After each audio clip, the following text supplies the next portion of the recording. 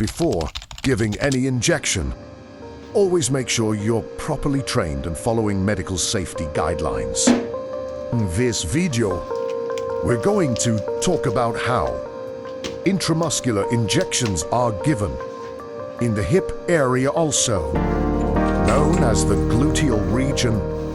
This site is commonly used because it provides a large muscle mass, which helps medications absorb more effectively.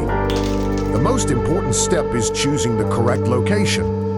The upper outer area of the hip is considered the safest, as it helps avoid major nerves and blood vessels.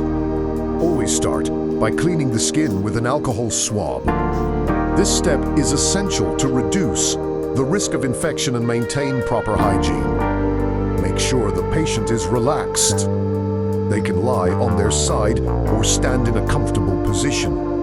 Relax, muscles make the injection easier and less uncomfortable. When administering the injection, it should be done in a steady, uncontrolled manner to ensure proper delivery into the muscle.